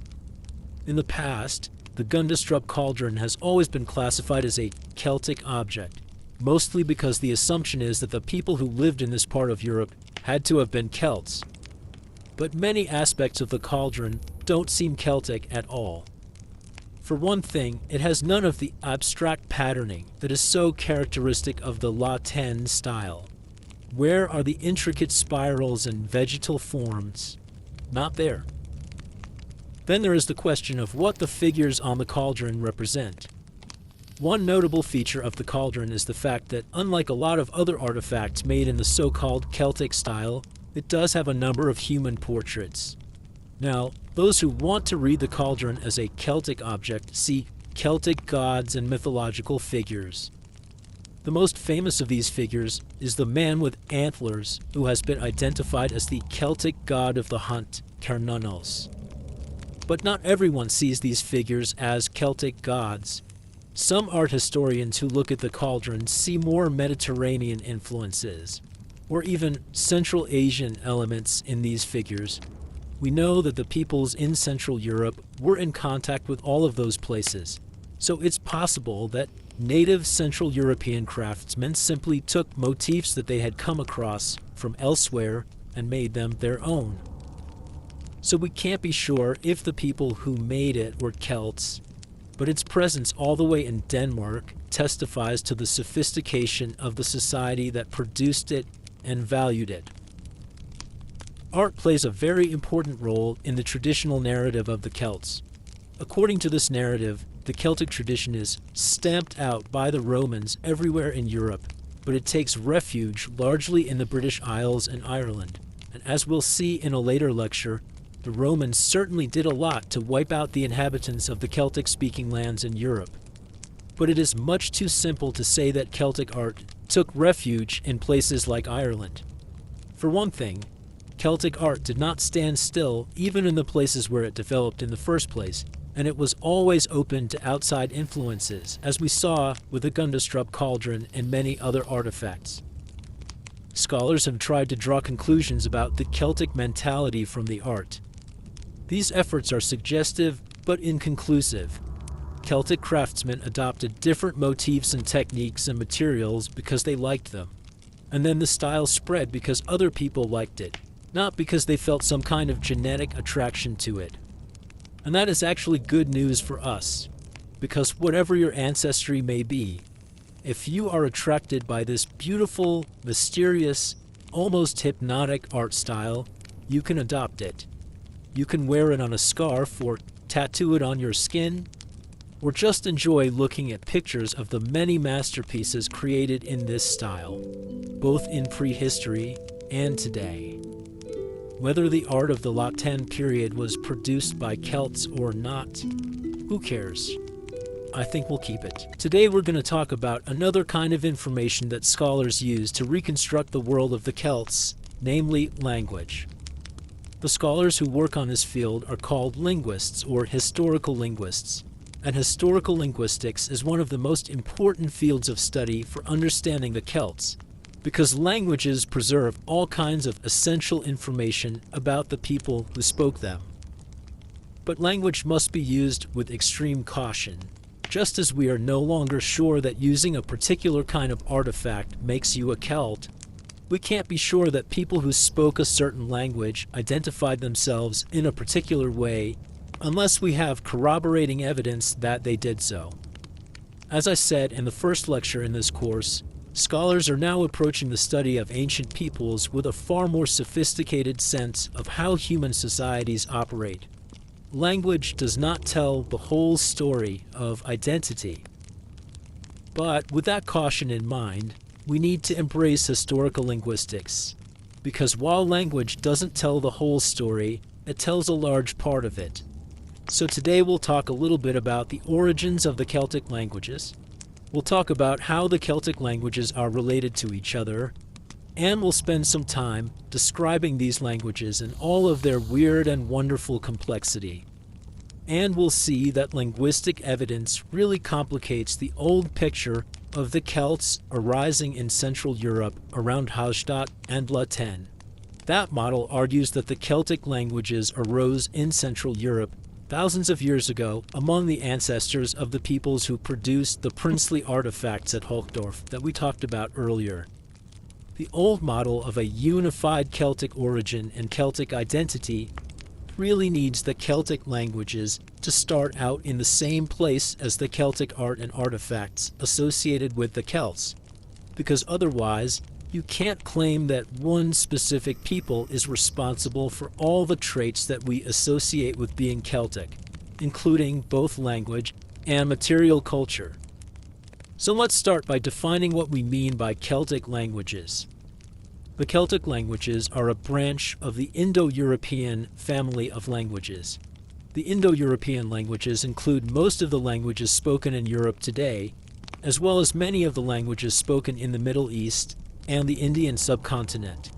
These languages all derive from a common ancestor many thousands of years ago.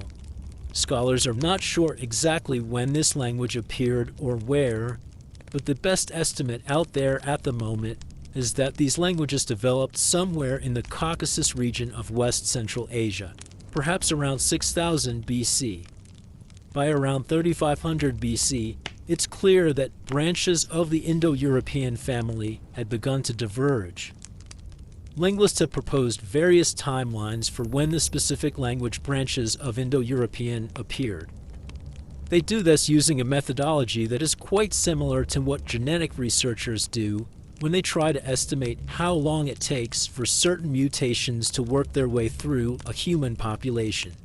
The idea is that language change is analogous to genetic change. You start out with a source language, just the way you would with a specific gene, and then over time, as the language is spoken by different generations of people, and those people spread out from one another, the language will change, just the way genetic mutations spread out as people move around.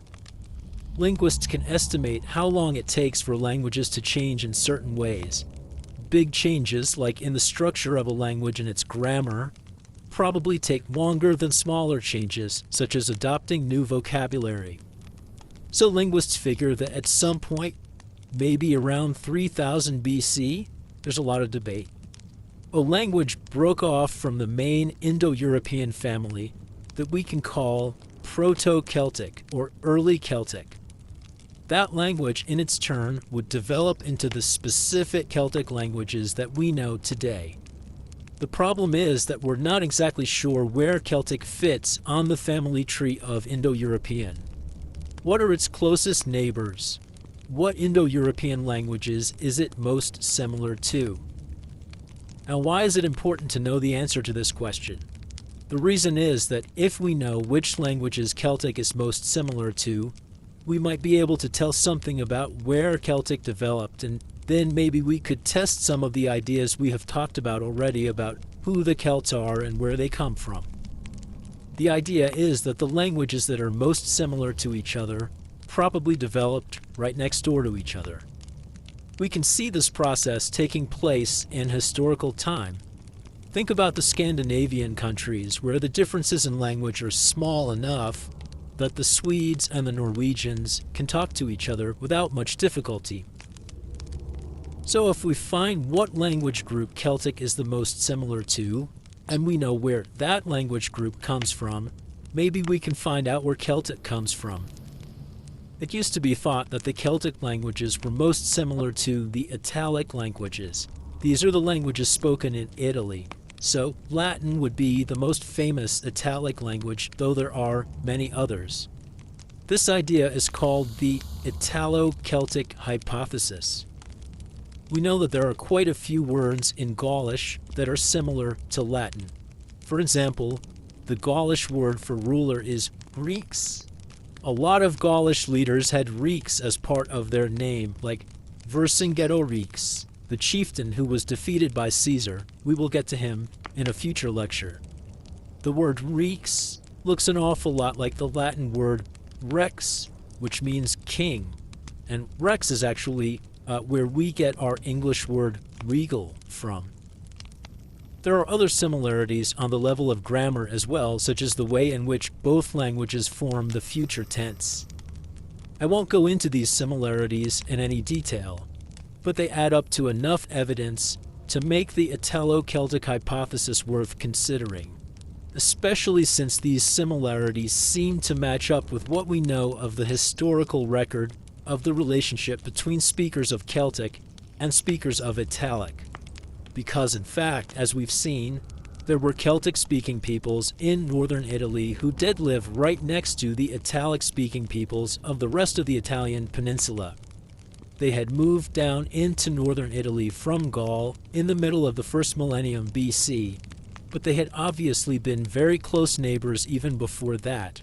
So maybe we have a case here of people living right near each other whose languages had merely diverged increasingly over time. So if the Italo-Celtic hypothesis is correct, we would have confirmation of the traditional model we've talked about where the Celts arise in Central Europe around the areas of Hallstatt, Austria, and Blatten, Switzerland, and then spread out to other parts of Europe. But there is a problem. The puzzling thing is, when you examine Celtic carefully, it turns out to be less similar to Italic than scholars originally thought. The similarities in vocabulary probably come from two different sources, neither of which argues for a close relationship between Celtic and Italic. First, you have words like rex and lex, which were originally thought to show this close relationship.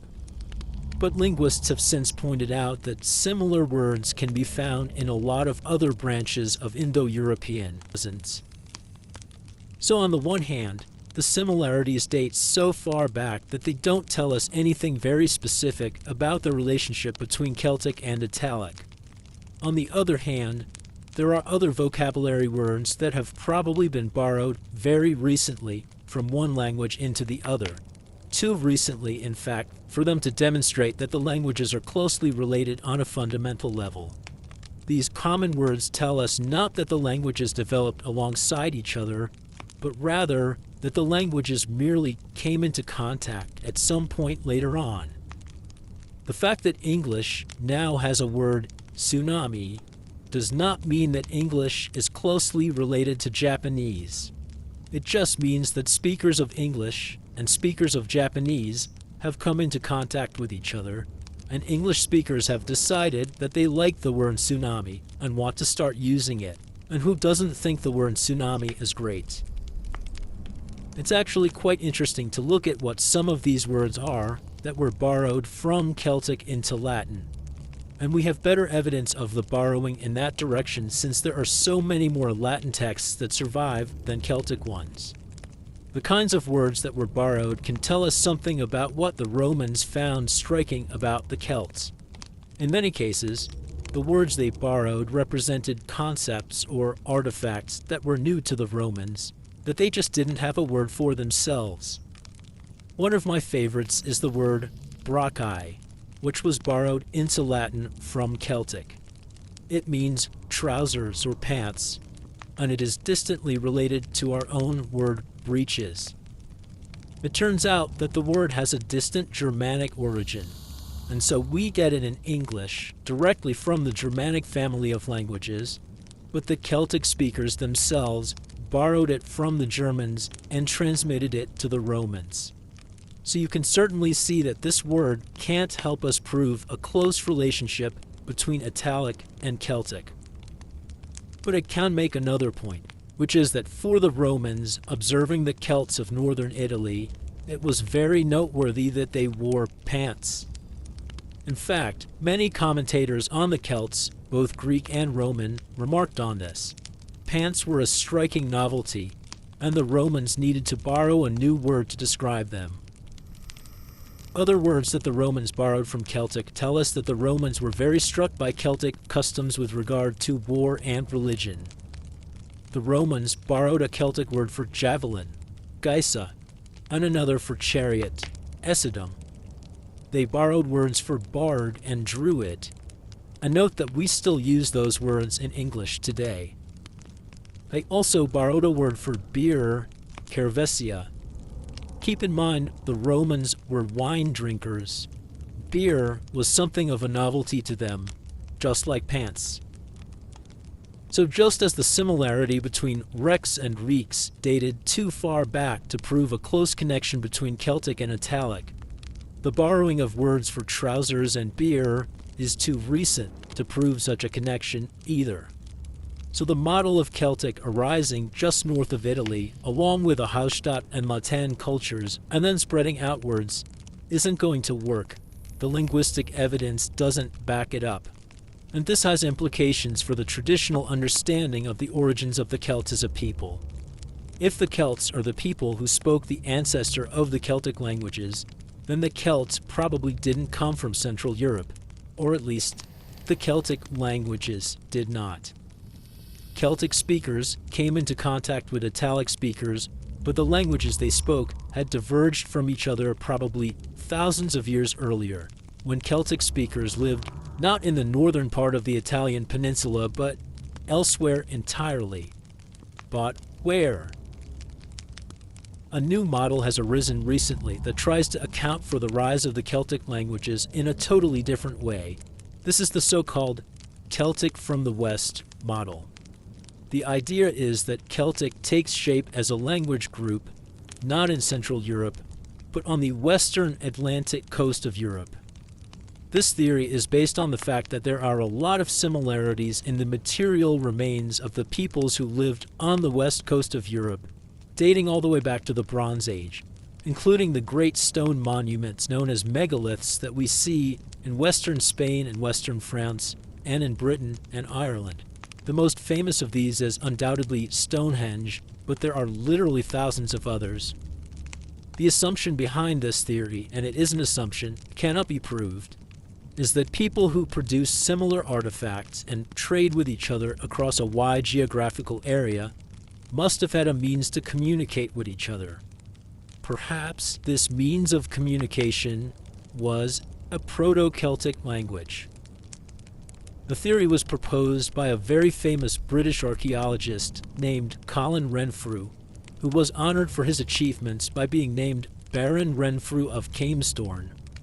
And a lot of the people who like this theory are also archaeologists, note that, not linguists. Renfrew argues that the people who lived along the Atlantic coast of Europe were communicating with each other extensively by sea. In this period, travel could actually be faster and easier by sea than by land. That's why you see similar monuments and similar artifacts in this area, because the people were in close touch with each other, trading with each other, exchanging ideas. So Renfrew thinks that in the course of all of this trading, the people developed a kind of lingua franca, a common language that would help them do business with each other. And that common language was the ancestor of Celtic. This is how he accounts for the fact that you ultimately end up with Celtic languages spoken in Britain and Ireland, despite the fact that there was no evidence of the kind of Celtic invasion of the islands that people used to imagine. So according to this theory, Celtic arises on the western fringe of Europe and only then spreads eastwards into Central Europe and down into northern Italy. This model is thus almost the opposite of the traditional view that the Latin people spread Celtic outwards from Central Europe. Instead of Celtic spreading westwards from Central Europe, it spreads eastward from Western Europe. There is some support for this Celtic from the West model, because it has become clearer and clearer in recent decades that Celtic languages were widely spoken in Spain, particularly in the south and west. We don't have written texts of these Celtic languages, as in manuscripts written on parchment or papyrus, but scholars have uncovered a lot of stone inscriptions, and they contain undeniably Celtic-looking texts. In fact, there is just as much Celtic evidence from Spain as there is from northern Italy. So these are two competing models for how Celtic developed: the old model that has Celtic spreading from east to west, and the new model that has Celtic spreading from west to east. The trouble is, the linguistic evidence doesn't support either model 100%. Historical linguists have done a very thorough analysis of Celtic in comparison with the other Indo-European languages, and the results are quite surprising. It turns out that Celtic shares similarities with some of the other branches of the Indo-European family, but they don't follow a neat geographical pattern. Were the ancestors of the Celts hanging out somewhere next door to speakers of Persian? Something happened in the remote linguistic past that we are not yet privy to.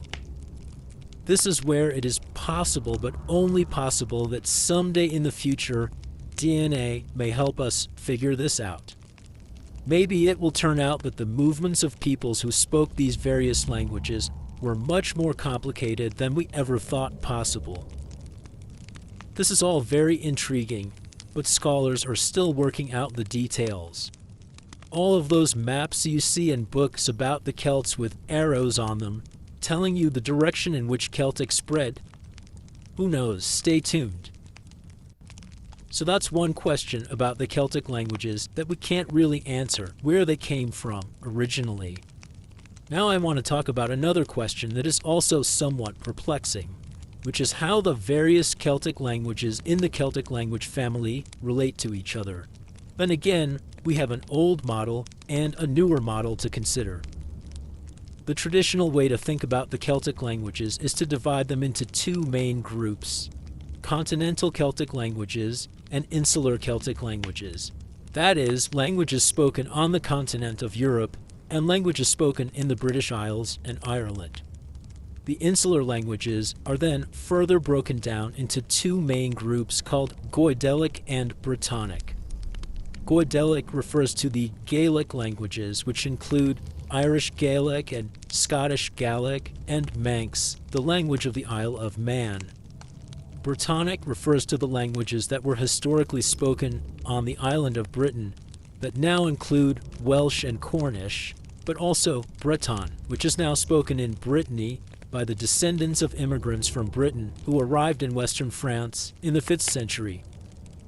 The two main branches of Celtic are quite similar to each other, but there are also some key differences that make it easy to tell one branch apart from the other.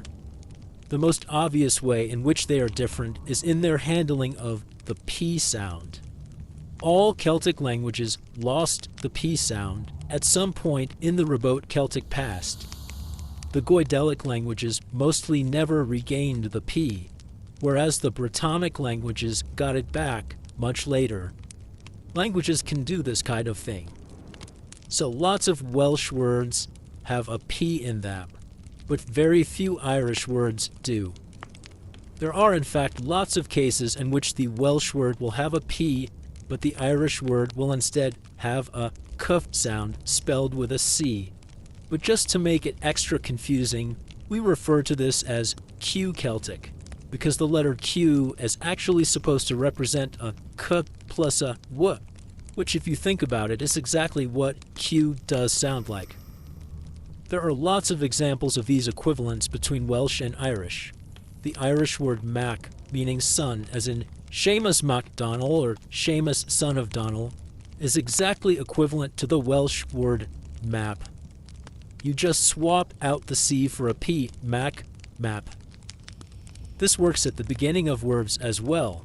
The Irish word for head is king. The Welsh word for head is ping.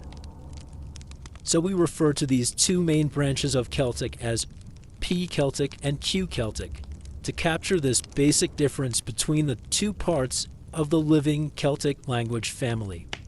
Wait, you might say, what about St. Patrick, patron saint of Ireland? Well, St. Patrick was actually born in Britain, and his name comes from the Latin word patricius, which means patrician. So all the Patricks you encounter in Ireland today are starting their names with a sound that was foreign to their ancestors. So how do we account for this division? If we look at a map of the distribution of the Celtic languages, we see that the Q Celtic languages are spoken in Ireland, in northern Britain, and on the Isle of Man in the Irish Sea. The P Celtic languages are spoken in western Britain, southwestern Britain, and western France. We can account for the presence of Q Celtic in northern Britain because we know from the historical record that Irish settlers brought the Irish language to what is now Scotland. And we know that speakers of P Celtic took their language to Brittany. Otherwise, it's very clear that Q Celtic is an Irish phenomenon and P Celtic is a British phenomenon. That is, it is associated with the island of Britain. How do we explain this division? Scholars used to account for it by matching up the linguistic map with a traditional view of how the Celts had arrived in the British Isles and Ireland. As we have seen, it used to be thought that the Celts invaded Britain and Ireland in the centuries before Christ from Gaul and brought the whole Celtic toolkit with them, language, art, everything. But if so, how are we to account for the fact that Celtic comes in these two big varieties, P Celtic and Q Celtic? The ingenious solution that scholars came up with was to propose that there had been two different Celtic invasions, one by Q Celtic speakers and one by P Celtic speakers. Now, Q Celtic looks more archaic to linguists for various reasons, including the fact that it never gets its P back. So the idea was that you have an initial wave of invaders crossed from the continent into Britain and thence into Ireland, where they conquered the previous inhabitants and then settled down to speak their Q Celtic language. Several centuries later, a second wave of Celtic speakers, this time P Celtic speakers, invades the island of Britain but never makes it as far as Ireland. They simply conquer any Q Celtic speakers in Britain who haven't made it all the way to Ireland, plus any of the indigenous inhabitants of Britain who were left. And thus you have P Celtic prevailing in Britain while Q Celtic continues to be spoken in Ireland. It's a nice theory. The problem is, as we've seen, there's no evidence for it whatsoever. There doesn't seem to have been any invasion. The people in Britain and Ireland were probably speaking Celtic languages for hundreds if not thousands of years before Christ, and we still aren't really sure how or why the Celtic languages got there. Maybe the theory of the languages arising in the context of trading is at least partially correct, and linguists are now dividing up both the extinct continental Celtic languages and the modern Celtic languages in new ways that are at least suggestive of a very fluid and interesting history that we can only get a glimpse of today, probably wrong, and that the whole picture is much more complicated than we used to think. With that said, I want to spend the rest of this lecture talking about things we do know about Celtic languages, namely some of their most striking characteristics. I already mentioned one of the most noticeable, which is the loss of the Indo-European P sound, which Welsh later got back. Another one of these notable characteristics is the absence in Celtic of the verb to have. We might think of this verb as pretty indispensable. Possession is 9 points of the law, after all. How do you denote possession without the verb to have? Well, in Celtic, you use the verb to be plus a preposition. Things are literally at the person who possesses them. A quick example. If I want to say, I have a couple of words of Irish, which means I speak only a little bit of Irish, I say in Irish, tá cúpla focal go gadam. And this literally means a few words of Irish are at me. So far, these features are interesting but not particularly scary. They would not deter the casual language learner by themselves. The most distinctive feature of the Celtic languages by far, and the one that causes shivers to run down the spine of language learners, is called initial mutation. What this means is that words in the Celtic languages can change their beginning sound based on the properties of the word that comes right before them. This means that words in Celtic languages are not the masters of their own fate. Let me illustrate again with a very simple example that I learned when I was in school in Ireland. Let's start with the Irish word for I understand, which is tigam. Irish, like Spanish or Italian, does not need to express the pronoun, so tigam is I understand. So far, so good. Now let's turn this into a question. Do you understand? Watch what happens to the verb tigam. In Irish, this is undigantu. Let's ignore the change in the ending of the verb. That's not going to bother anybody who has studied French or Spanish. But why does the word now start with a D? It turns out that you have to start the question of the word un, which signifies that a question is coming, and that word, that little word, by some magical linguistic property, turns the T sound of the following verb into a D. Though to represent this on paper, we just put the D in front of the T to remind ourselves of what the word looked like to begin with. In linguistic terms, this is called the voicing of initial consonants, otherwise known as eclipsis. There are many other situations in Irish in which an initial T would get changed to a D. If that were not bad enough, let's answer the question, do you understand, in the negative. In Irish, that would be ní hiccum. Now, the negative particle, ní, has the effect of turning the initial T in the verb into an H sound. This is called lenition, but here we represent the change on paper by inserting the H after the T. Just like with eclipsis, there are many different grammatical contexts in which you have to change the initial T sound to an H sound. So there are two different initial mutations you need to keep track of, and if you get them wrong, you are saying something totally different. Now imagine that you're trying to look up an Irish word you hear in an Irish dictionary. If you encounter it in one of its mutated forms, it's going to start with the wrong letter. You just have to know that an initial D sound after the particle un might really be disguising an initial T, because the dictionary is only going to list the word in its original unmutated form. Good luck. Celtic languages have many other grammatical peculiarities, but without a doubt, initial mutation is the one that causes the most headaches to speakers of English. So what light can the Celtic languages shed on the problem of Celtic origins and identity? So far, the picture is more complicated than we used to think, and thus more fascinating. Celtic may have arisen in Western Europe rather than in Central Europe, as scholars used to think, but it's also possible that Celtic underwent some mysterious developments in the remote past that brought Celtic speakers into contact with peoples in almost every corner of the Indo-European world.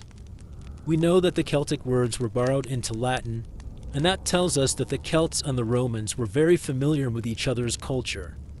And we can guess that the divisions between the modern Celtic languages preserve some record of the different ways in which Celtic made its way to Britain and Ireland. Beyond that, of course, we have the languages themselves in all their glorious complexity. And so, with the first stones placed at the base of this long and winding story, we bring episode 1 of the Celtic World to a close.